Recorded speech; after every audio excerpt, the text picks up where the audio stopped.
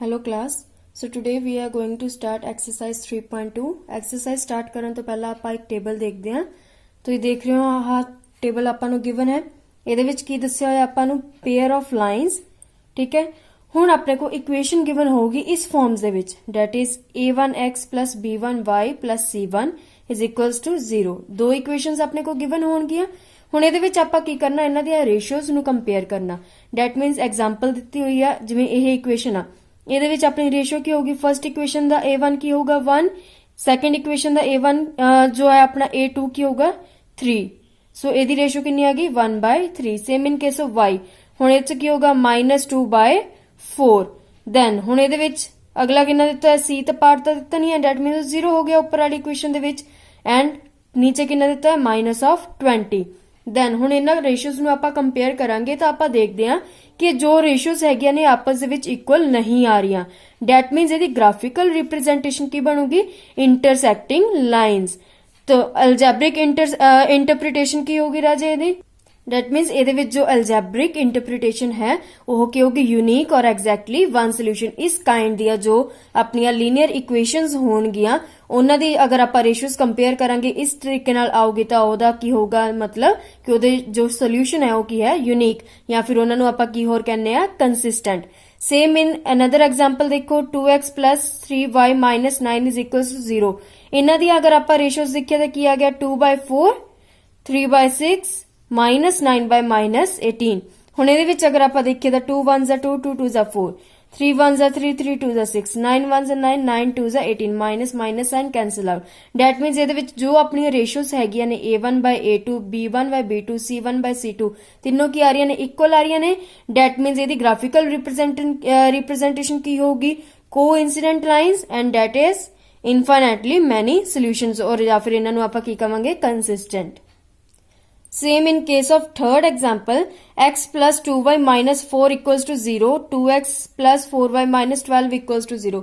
ਇਹਦੇ ਵਿੱਚ ਵੀ ਆਪਾਂ ਇਹਨਾਂ ਦੀਆਂ ਰੇਸ਼ੀਓਜ਼ ਪਹਿਲਾਂ ਲਿਖਾਂਗੇ, ਦੈਨ ਇਹਨਾਂ ਨੂੰ ਕੰਪੇਅਰ ਕਰਾਂਗੇ ਤਾਂ ਕੀ ਆ ਗਿਆ 1/2, 2 1s are 2, 2 2s are 4, 1/2।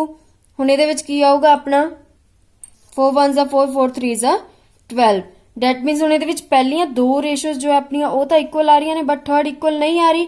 That means ਇਹਦੀ ਗ੍ਰਾਫਿਕਲ ਰਿਪਰੈਜ਼ੈਂਟੇਸ਼ਨ ਕੀ ਹੋਗੀ, ਪੈਰਲਲ ਲਾਈਨਸ ਤਰ੍ਹਾਂ ਹੋਣਗੀਆਂ, ਐਂਡ ਇਹਨਾਂ ਦਾ ਐਲਜੈਬਰਿਕ ਇੰਟਰਪ੍ਰੀਟੇਸ਼ਨ ਕੀ ਹੋਗੀ, ਨੋ ਸੋਲੂਸ਼ਨ, ਕੋਈ ਵੀ ਸੋਲੂਸ਼ਨ ਐਗਜ਼ਿਸਟ ਨਹੀਂ ਕਰੇਗਾ। ਡੈਟ ਮੀਨਸ ਇਹਨੂੰ ਆਪਾਂ ਕੀ ਕਵਾਂਗੇ, ਇਨਕਨਸਿਸਟੈਂਟ।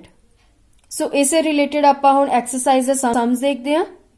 3.2 ਦਾ ਫਰਸਟ ਸਮ ਦੇਖੋ ਕੀ ਕਿਹਾ, form the pair of linear equations in the following problems. ਹੁਣ ਆਪਾਂ ਨੂੰ ਪ੍ਰੋਬਲਮਸ ਦਿੱਤੀ ਹੋਏ ਨੇ, ਇਹਦੇ ਵਿੱਚ ਆਪਾਂ ਕੀ ਕਰਨਾ, ਸਭ ਤੋਂ ਪਹਿਲਾਂ ਤਾਂ ਪੇਅਰ ਬਣਾਉਣਾ ਲੀਨੀਅਰ ਇਕੁਏਸ਼ਨ ਦਾ, and find their solution, then ਉਹਨੂੰ ਸੋਲਵ ਕਰਨਾ ਗ੍ਰਾਫਿਕਲੀ। ਡੈਟ ਮੀਨਸ ਇਹ ਆਪਾਂ ਗ੍ਰਾਫ ਤੇ ਵੀ ਰਿਪਰੈਜ਼ੈਂਟ ਕਰਨਾ। ਸੋ ਆਪਣੇ ਕੋਲ ਦੋ ਸਟੇਟਮੈਂਟ ਦਿੱਤੇ ਹੋਏ ਆ। ਸੋ ਆਪਾਂ ਫਰਸਟ ਦੇਖਦੇ ਹਾਂ ਇਹਦੇ ਵਿੱਚ ਕੀ ਕਿਹਾ, the students of class 10th took part in mathematics quiz। That means total number of students ਆਪਾਂ ਨੂੰ ਕਿੰਨੇ ਦੇ ਦਿੱਤੇ, 10।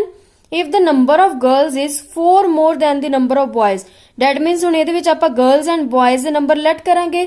ਸੋ ਲੈਟ ਕਰਦੇ ਆ, ਅਗਰ ਨੰਬਰ ਆਫ ਬॉयਜ਼ ਹੈਗੇ ਆਪਣੇ x and number of girls y ਨੇ, ਤਾਂ ਫਿਰ ਉਹਦੀ ਸੈਕੰਡ ਇਕੁਏਸ਼ਨ ਇਹਦੇ ਤੋਂ ਬਣ ਜੂਗੀ, ਇਸ ਲਾਈਨ ਤੋਂ। then find the number of boys and girls who took part in the quiz। That means ਇਹਦੇ ਵਿੱਚ ਆਪਾਂ x ਐਂਡ y ਦੀ ਵੈਲਿਊ ਫਾਈਂਡ ਕਰਾਂਗੇ, ਦੈਨ ਉਹਨੂੰ ਗ੍ਰਾਫਿਕਲੀ ਰਿਪਰੈਜ਼ੈਂਟ ਕਰਾਂਗੇ। ਦੇਖੋ ਇਹਦੇ ਚ ਹੁਣ ਆਪਾਂ ਕੀ ਲਿਖਾਂਗੇ, ਸਭ ਤੋਂ ਪਹਿਲਾਂ ਟੋਟਲ ਨੰਬਰ ਆਫ ਸਟੂਡੈਂਟਸ ਆਪਾਂ ਨੂੰ ਗਿਵਨ ਸੀਗਾ, ਕਿੰਨੇ ਸੀਗੇ, 10 ਗਿਵਨ ਸੀਗੇ। Then let the number of boys, ਕਿੰਨੇ ਲੈਟ ਕੀਤਾ ਸੀ ਆਪਾਂ, x ਲੈਟ ਕੀਤਾ, and the number of girls may B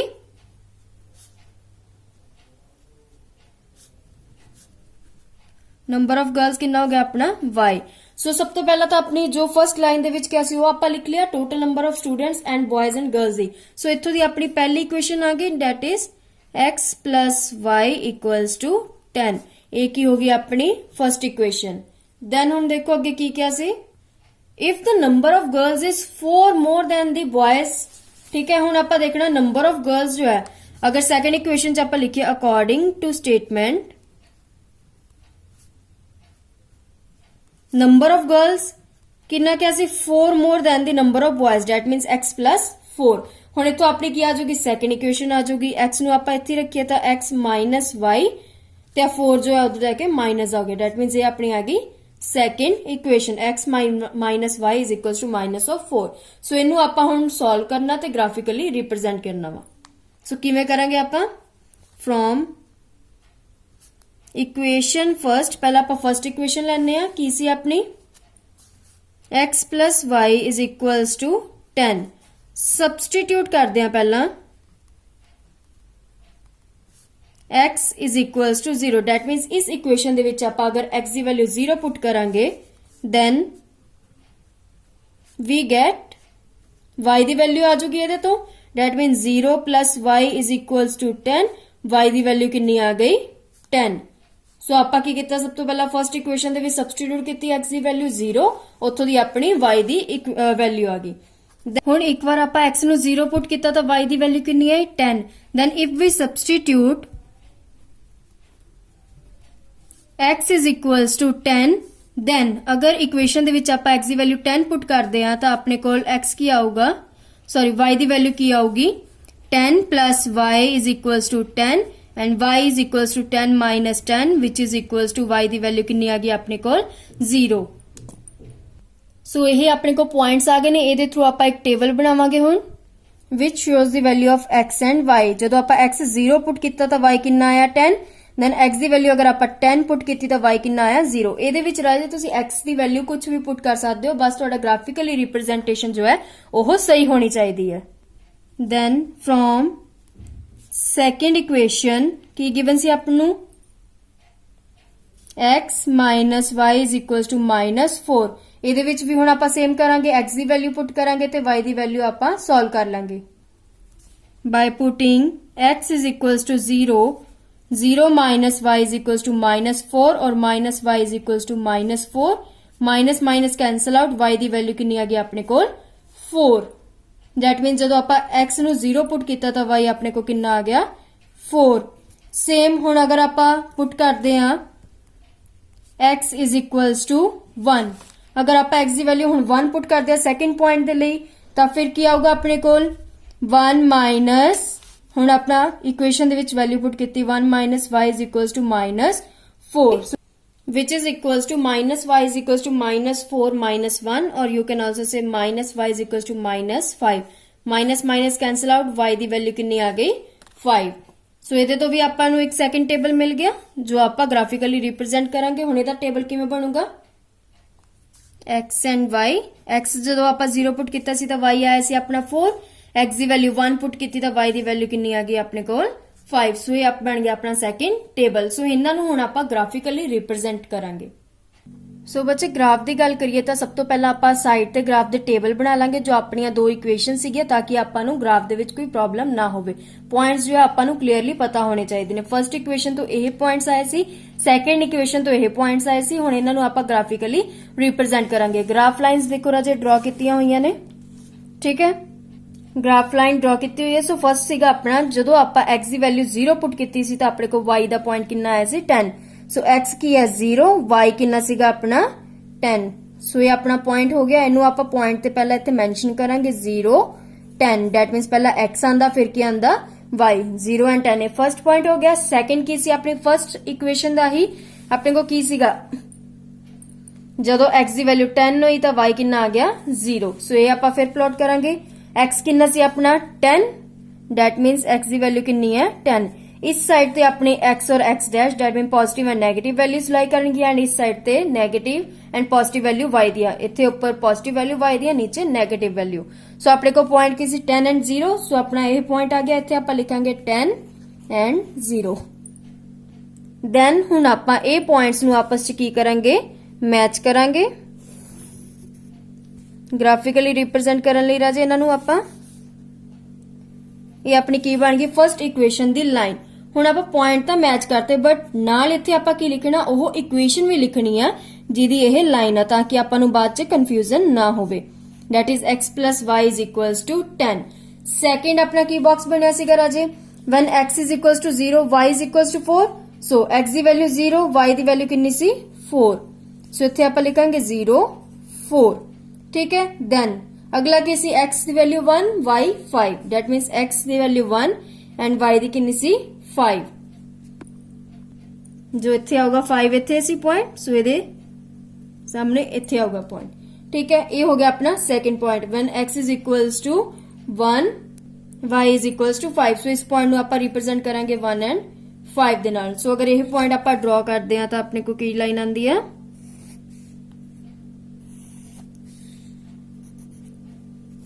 ਇਹ ਲਾਈਨ ਆਈ। ਹੁਣ ਇਹ ਕਿਹਦੀ ਹੈਗੀ ਆਪਣੀ ਸੈਕੰਡ ਇਕੁਏਸ਼ਨ ਦੀ। ਸੋ ਇੱਥੇ ਆਪਾਂ ਲਿਖ ਦਾਂਗੇ ਸੈਕੰਡ ਇਕੁਏਸ਼ਨ ਕੀ ਸੀ ਆਪਣੀ, x minus y is equals to minus of 4। ਇਹ ਆਪਣੀ ਸੀ ਸੈਕੰਡ ਇਕੁਏਸ਼ਨ। ਸੋ ਇਹ ਪੁਆਇੰਟਸ ਆ ਗਏ ਆਪਣੇ ਕੋਲ, ਠੀਕ ਹੈ। ਇਸ ਤਰੀਕੇ ਨਾਲ ਕਰ ਦੋ ਤਾਂ ਕਿ ਪੁਆਇੰਟਸ ਜੋ ਹੈ ਕਲੀਅਰਲੀ ਦਿਖਣ। ਦੈਨ ਹੁਣ ਇਹਦੇ ਵਿੱਚ ਆਪਣੇ ਕੋ ਕੀ ਆਇਆ, ਇੱਕ ਪੁਆਇੰਟ ਤੇ ਇਹ ਜੋ ਹੈ ਉਹ ਇੰਟਰਸੈਕਟ ਕਰਦਾ ਪਿਆ। ਡੈਟ ਮੀਨਸ ਇਹ ਕਿਹੜਾ ਪੁਆਇੰਟ ਹੈ, x ਦੀ ਵੈਲਿਊ ਕਿੰਨੀ ਹੈ ਇਹਦੇ ਉੱਤੇ ਦੇਖੋ 3 ਹੈ x the value, that means x ਕਿੰਨਾ ਆ ਗਿਆ 3, y ਦੀ ਵੈਲਿਊ ਕਿੰਨੀ ਹੈ 7। ਸੋ ਇਹ ਪੁਆਇੰਟ ਨੂੰ ਆਪਾਂ ਲਟ ਕਰ ਲੈਣੇ ਆ p ਪੁਆਇੰਟ। ਡੈਟ ਮੀਨਸ ਇਹ ਇੰਟਰਸੈਕਟਿੰਗ ਪੁਆਇੰਟ ਆ ਜਿਹਦੇ ਵਿੱਚ ਆਪਣੇ ਦੋਨੋਂ ਇਕੁਏਸ਼ਨਸ ਦੀਆਂ ਲਾਈਨਸ ਆਪਸ ਦੇ ਵਿੱਚ ਇੰਟਰਸੈਕਟ ਕਰ ਰਹੀਆਂ ਨੇ। ਪੁਆਇੰਟਸ ਉੱਥੋਂ ਕੀ ਆ ਰਹੇ ਨੇ, ਆਪਣੇ x the value 3 and y ਦੀ ਵੈਲਿਊ 7 ਆ ਰਹੀ ਹੈ। That means ਜੋ ਆਪਾਂ ਹੁਣ ਗ੍ਰਾਫ ਡਰਾ ਕੀਤਾ ਉਹ ਆਪਾਂ ਨੂੰ ਕੀ ਕਲੀਅਰ ਹੋ ਰਿਹਾ ਉੱਥੋਂ ਦੀ, the two lines intersect at the point 3 and 7। 3 and 7 that means x and y points ਆਪਾਂ ਨੂੰ ਮਿਲ ਗਏ। that means x the value ਕਿੰਨੀ ਹੋਈ 3 and y ਦੀ ਵੈਲਿਊ ਕਿੰਨੀ ਹੋਈ 7 is the required solution of the pair of linear equations। ਜੋ ਆਪਣੀਆਂ equations given ਸੀਗੀਆਂ। ਹੁਣ ਆਪਾਂ ਕੀ ਲੈਟ ਕੀਤਾ ਸੀ, number of boys ਆਪਾਂ x ਲੈਟ ਕੀਤੇ ਸੀ, that means ਉਹ ਕਿੰਨੇ ਆ ਗਏ 3 and number of girls y let ਕੀਤੀਆਂ ਸੀ ਉਹ ਕਿੰਨੀ ਆ ਗਈ ਆਪਣੀਆਂ 7। ਦੈਨ ਅੱਗੇ ਸੈਕਿੰਡ ਸਮ ਚ ਦੇਖੋ ਕੀ ਕਿਹਾ, 5 pencils and 7 pens। ਗੱਲ ਕਿਹਦੀ ਕੀਤੀ ਹੈ, ਪੈਨਸਿਲ ਐਂਡ ਪੈਨਸ ਦੀ। ਸੋ ਆਪਾਂ ਪੈਨਸਿਲ ਨੂੰ ਅਗਰ ਆਪਾਂ x ਲੈਟ ਕਰ ਲੈਣੇ ਆ ਐਂਡ ਪੈਨ ਨੂੰ ਆਪਾਂ y ਲੈਟ ਕਰ ਲੈਣੇ ਆ। Together cost ₹50। 5 pencils that means 5x plus 7y is equals to total number of cost in here 50, whereas 7 pencils and 5 pen that means 7x plus 5y together cost 46 is equals to 46। find the cost of pencil and that of the one pen। ਇਸ ਸਮ ਦੇ ਵਿੱਚ ਵੀ ਆਪਾਂ ਰਾਜੇ ਦੋ equations ਬਣਾਵਾਂਗੇ first ਸਮ ਦੀ ਤਰ੍ਹਾਂ, then ਉਹਨੂੰ graphically represent ਕਰਾਂਗੇ। ਦੈਨ ਇਹਦੇ ਵਿੱਚ ਕੀ ਕਿਹਾ ਸੀ, light the caste of 1 pencil ਆਪਾਂ x ਲੈਟ ਕਰ ਲਈ ਐਂਡ ਪੈਨ ਦੀ ਕਿੰਨੀ ਲੈਟ ਕਰ ਲਈ y। ਸੋ ਆਪਾਂ ਨੂੰ ਕਿਹਾ ਸੀ according to given condition 5x plus 7y is equals to 50 and 7x plus 5y is equals to 46। ਸੋ ਇਹਨਾਂ ਇਕੁਏਸ਼ਨਸ ਨੂੰ ਵੀ ਫਸਟ ਸਮ ਵਾਂਗ ਹੀ ਆਪਾਂ ਸੋਲਵ ਕਰਾਂਗੇ ਤੇ ਗ੍ਰਾਫ ਤੇ ਰਿਪਰੈਜ਼ੈਂਟ ਕਰਾਂਗੇ। ਦੈਨ ਅੱਗੇ ਸੈਕਿੰਡ ਪਾਰਟ ਚ ਦੇਖੋ ਕੀ ਕਿਹਾ, ਔਨ ਕੰਪੇਅਰਿੰਗ ਦ ਰੇਸ਼ੀਓਜ਼। ਹੁਣ ਰੇਸ਼ੀਓਜ਼ ਵਾਲਾ ਆਪਾਂ ਟੇਬਲ ਦੇਖ ਚੁੱਕੇ ਹਾਂ ਆਲਰੇਡੀ। ਸੋ ਇਹਨਾਂ ਨੇ ਕੰਪੇਅਰ ਕਰਨ ਲਈ ਕਿਹਾ ratios, find out whether the line representing the following pairs of linear equation. Linear equations ਆਪਾਂ ਨੂੰ ਗਿਵਨ ਹੈ। ਹੁਣ ਇਹਨਾਂ ਨੇ ਕੀ ਪੁੱਛਿਆ, equations intersect at a point parallel ਜਾਂ ਕੋਇਨਸੀਡੈਂਟ। ਸੋ ਦੈਟ ਮੀਨਸ ਇਹਦੇ ਵਿੱਚ ਵੀ ਆਪਾਂ ਕੀ ਕਰਨਾ, ਰੇਸ਼ੀਓਜ਼ ਨੂੰ ਕੰਪੇਅਰ ਕਰਾਂਗੇ ਜਿਵੇਂ ਟੇਬਲ ਦੇ ਵਿੱਚ ਕੀਤਾ ਹੋਇਆ ਸੀ। ਦੈਨ ਆਪਾਂ ਦੱਸਾਂਗੇ ਕਿ ਇਹ ਕੀ ਹੈਗੀਆਂ ਨੇ, ਇੰਟਰਸੈਕਟ ਕਰਦੀਆਂ ਨੇ ਕਿਸੇ ਪੁਆਇੰਟ ਤੇ, ਨੋ ਸੋਲੂਸ਼ਨ ਆ, ਪੈਰਲਲ ਆ ਜਾਂ ਕੋਇਨਸੀਡੈਂਟ ਆ ਜੋ ਇਹਨਾਂ ਨੇ ਪੁੱਛਿਆ ਹੋਇਆ। ਹੁਣ ਇਸ ਦੇ ਵਿੱਚ ਆਪਾਂ ਨੂੰ ਕੀ ਕਿਹਾ ਹੋਇਆ, ਗਿਵਨ ਲੀਨੀਅਰ ਇਕੁਏਸ਼ਨ ਆਪਾਂ ਨੂੰ ਦਿੱਤੀਆਂ ਹੋਈਆਂ ਨੇ। Given linear equations are 5x minus 4y plus 8 is equals to 0 and 7x plus 6y minus 9 equals to 0। ਸੋ ਆਪਾਂ ਟੇਬਲ ਦੇ ਵਿੱਚ ਦੇਖਿਆ ਸੀ ਆਪਾਂ ਕਿਵੇਂ ਕੰਪੇਅਰ ਕਰਨਾ ਇਹਨਾਂ ਨੂੰ, ਕਿਹੜੀਆਂ ਇਕੁਏਸ਼ਨਸ ਦੇ ਨਾਲ ਕੰਪੇਅਰ ਕਰਨਾ। ਸੋ ਕੰਪੇਅਰਿੰਗ ਇਕੁਏਸ਼ਨ 1 ਵਿਦ ਫਰਸਟ ਇਕੁਏਸ਼ਨ ਨੂੰ ਆਪਾਂ ਕਿਹਦੇ ਨਾਲ ਕੰਪੇਅਰ ਕਰਨਾ, ਇਹ ਹੈਗੀ ਆਪਣੀ ਫਰਸਟ, ਇਹ ਹੈਗੀ ਆ ਸੈਕਿੰਡ। ਫਰਸਟ ਨੂੰ ਕਿਹਦੇ ਨਾਲ ਕੰਪੇਅਰ ਕਰਨਾ, a1x plus b1y plus c1 is equals to 0 and second equation ਨੂੰ ਕਿਹਦੇ ਨਾਲ ਕੰਪੇਅਰ ਕਰਨਾ, ਇਕੁਏਸ਼ਨ ਸੈਕਿੰਡ। ਹੁਣ ਸੈਕਿੰਡ ਇਕੁਏਸ਼ਨ ਨੂੰ ਕਿਹਦੇ ਨਾਲ ਕੰਪੇਅਰ ਕਰਨਾ ਆਪਾਂ, a2x plus b2y plus c2 is equals to 0। ਸੋ ਇਹਨਾਂ ਦੇ ਨਾਲ ਜਦੋਂ ਆਪਾਂ ਕੰਪੇਅਰ ਕਰਦੇ ਆ ਤਾਂ ਆਪਣਾ ਕੀ ਰਿਜ਼ਲਟੈਂਟ ਆਂਦਾ, a1 ਦੀ ਵੈਲਿਊ ਆਪਣੀ ਕੀ ਆ ਗਈ, ਹਾਂਜੀ ਫਰਸਟ ਇਕੁਏਸ਼ਨ ਨੂੰ ਅਗਰ ਆਪਾਂ ਇਹਨਾਂ ਕੰਪੇਅਰ ਕਰੀਏ ਤਾਂ a1 ਆ ਗਿਆ ਆਪਣਾ 5, b1 ਕਿੰਨਾ ਆ ਗਿਆ ਆਪਣਾ -4, c1 ਕਿੰਨਾ ਆ ਗਿਆ ਆਪਣਾ, c1 ਦੇਖੋ ਕਿੰਨਾ ਹੈ 8। ਸੇਮ ਫॉर ਸੈਕੰਡ ਇਕੁਏਸ਼ਨ ਦੇਖੀਏ ਤਾਂ a2 ਕਿੰਨਾ ਆ ਗਿਆ ਆਪਣਾ 7, b2 ਕਿੰਨਾ ਹੈ ਆਪਣਾ ਇੱਥੇ 6 ਐਂਡ c2 ਦੀ ਵੈਲਿਊ ਕਿੰਨੀ ਹੈ -9। ਸੋ ਇਹਨਾਂ ਨੂੰ ਹੁਣ ਆਪਣੇ ਸਟੇਟਮੈਂਟ ਦੇ ਵਿੱਚ ਕਿਹਾ ਸੀ ਰੇਸ਼ੀਓਜ਼ ਦੇ ਲਈ ਲਿਖਣਾ ਵਾ, ਰੇਸ਼ੀਓ ਅਕੋਰਡਿੰਗ ਲਿਖਣਾ। ਸੋ ਨਾਓ a1 by a2 is equals to that is 5 by 7, b1 by b2 is equals to -4 by 6 और कितनी कटिंग हो जाएगी, 2 2 is 4 and 2 3 is 6 that is -2 by 3। for c1 and c2 कितना है अपना 8 by -9।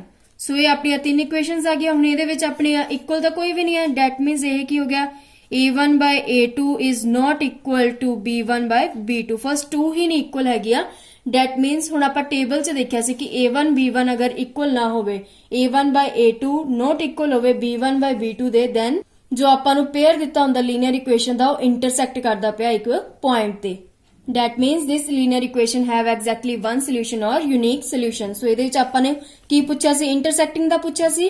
ਕਹਿੰਦੇ ਸੀ ਸਟੇਟਮੈਂਟ 'ਚ ਇੰਟਰਸੈਕਟ ਆ, ਪੈਰਲਲ ਆ ਜਾਂ ਕੋਇਨਸੀਡੈਂਟ। ਸੋ that means ਦੋ ਪੁਆਇੰਟ ਆਪਸ 'ਚ ਇਕੁਅਲ ਨਹੀਂ ਆਏ।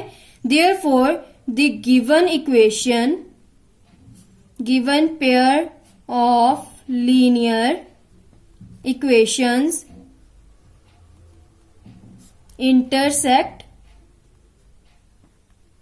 at a point। ठीक है राजे, क्लियर है।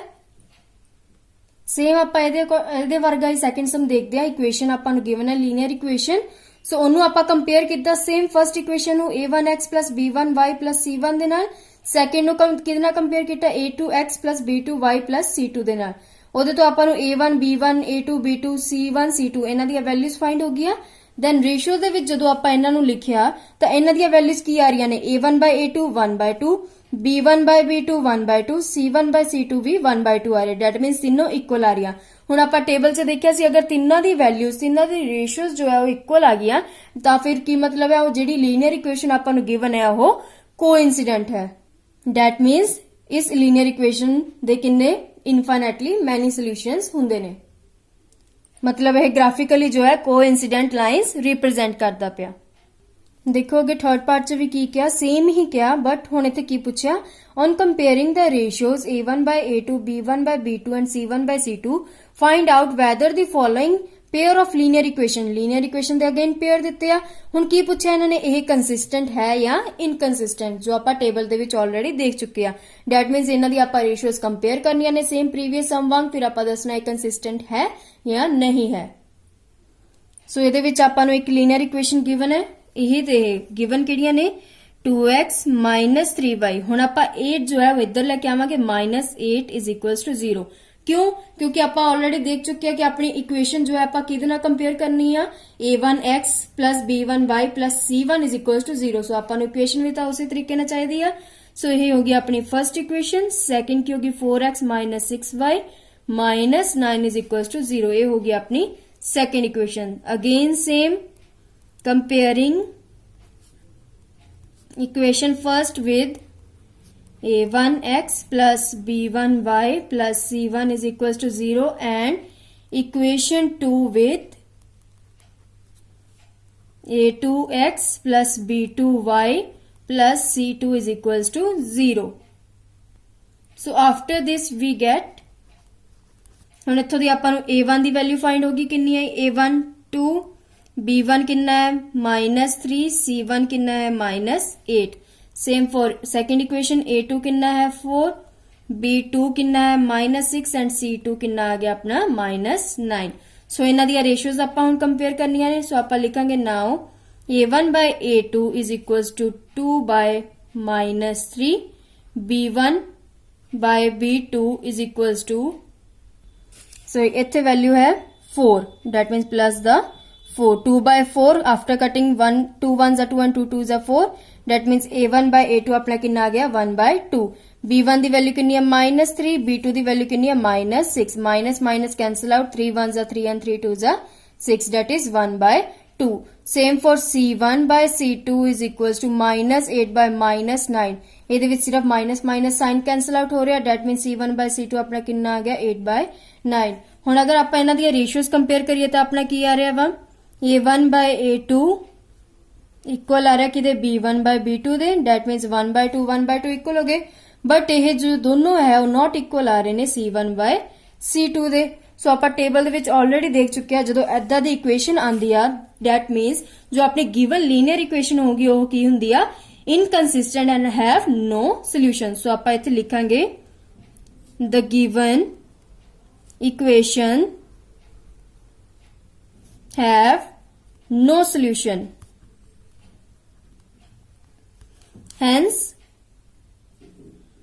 the given pair of, जो ਆਪਾਂ ਨੂੰ ਸਟੇਟਮੈਂਟ ਚ ਪੁੱਛਿਆ ਗਿਆ ਸੀ ਉਹੀ ਆਪਾਂ ਲਿਖਾਂਗੇ ਕੰਸਿਸਟੈਂਟ ਹੈ ਜਾਂ ਇਨਕੰਸਿਸਟੈਂਟ। ਹੁਣ ਜਦ ਸੋਲੂਸ਼ਨ ਹੀ ਨਹੀਂ ਹੈ ਰਾਜੇ, ਇਹਦਾ ਕੋਈ ਦੋ ਇਕੁਏਸ਼ਨਸ ਆਪਸ ਚ ਮੈਚ ਕੀਤੀਆਂ ਬਟ ਥਰਡ ਨਹੀਂ ਕੀਤੀ, that means they have no solution that are inconsistent। ਸੋ ਇਸੇ ਤਰੀਕੇ ਦੇ ਨਾਲ ਬੱਚੇ ਤੁਹਾਡੇ ਬਾਕੀ ਦੇ ਪਾਰਟਸ ਵੀ ਸੋਲਵ ਹੋ ਜਾਣਗੇ। Further we will discuss in our next lecture।